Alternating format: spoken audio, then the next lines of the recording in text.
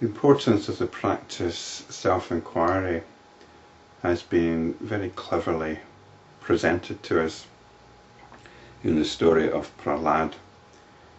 Prahlada was a demon who converted to worship of the supreme deity Visnu. And his worship was such, his devotion was such, that eventually Vishnu grants him a boon.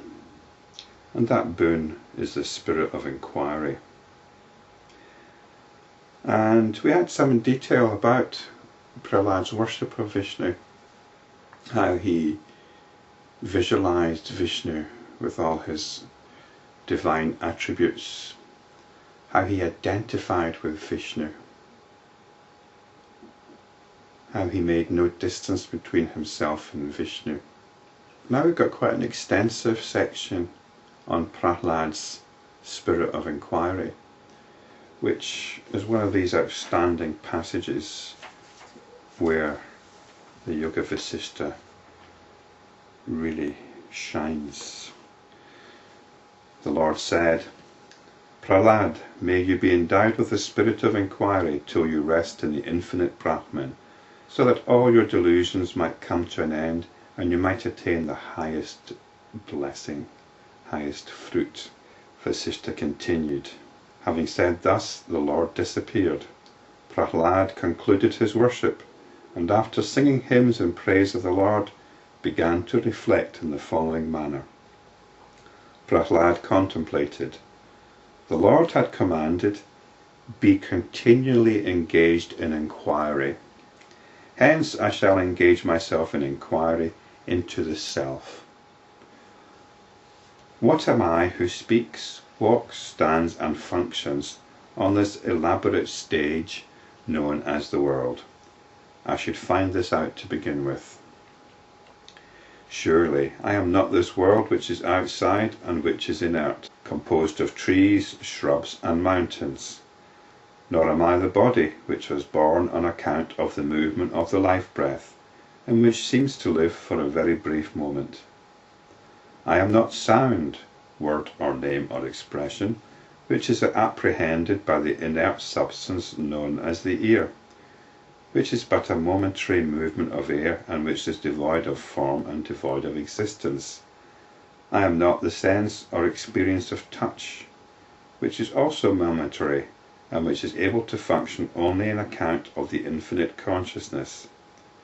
Nor am I the sense of taste, based on the ever-changing and restless tongue, ever devoted to its objects. I am not the sense of sight or form, which too is momentary, and which is but a perversion of the understanding of the seer. Nor am I the sense of smell, which is an imaginary creation of the nose, and which has an indeterminate form." So this is fairly straightforward. Prahlada's begun his inquiry into the self. What is the self? And I think we'd all agree with the first steps. I'm not the world out there.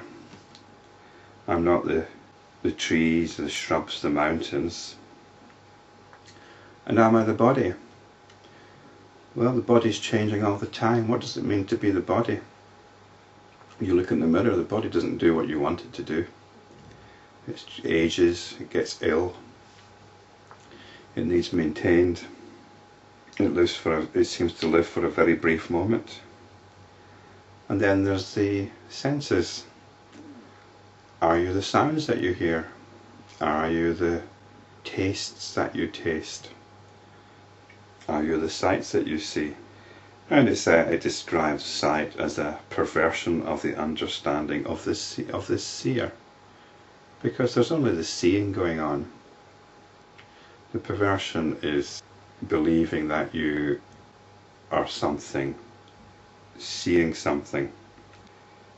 It's the sense of sight that is a perversion, because there's no sensing going on, there's simply seeing. And you cannot say that you are that seeing. Hence I am devoid of all these imaginary qualities. I have nothing whatsoever to do with the functions of these senses. I am pure consciousness. I am peace beyond thought. So all these imaginary qualities are notions that he's talking about. Notions of sight, notions of hearing, and so on. The whole perceptual process is a notional one. It's imaginary.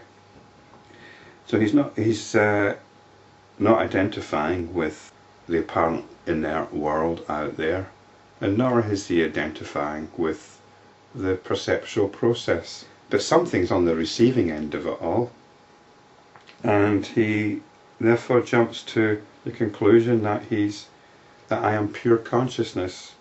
I am peace beyond thought, because there is no quality attached to it. Everything, all the qualities that arise are momentary. They come and they go, and they're nothing to do with the self, which is pure consciousness beyond thought.